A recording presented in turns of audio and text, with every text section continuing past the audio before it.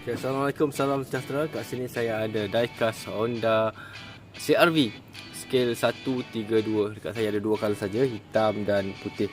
So ini detail dia.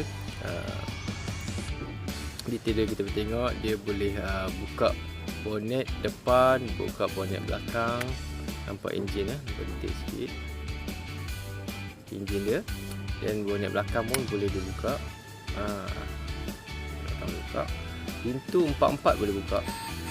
Bila buka pintu ada alarm dan lampu dia menyala. Depan belakang lampu menyala. Dan pintu belakang ni pun boleh buka. Pintu belakang dia boleh buka. Dan empat-empat pintu lah boleh buka ya.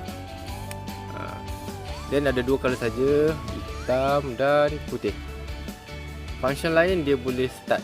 Dia boleh start, kena tutup semua pintu dia. Tutup semua pintu. Dia start. Tekan, dia start. Dan boleh pull back. Okay. So ada dua color. Color putih dan hitam. Honda CR-V. Okay. Hai semua, kami daripada Rotoys. Jangan lupa klik subscribe. Sini ke? Sini kot. Sini. Okay, button merah tu. Button merah kat bawah tu tulis subscribe.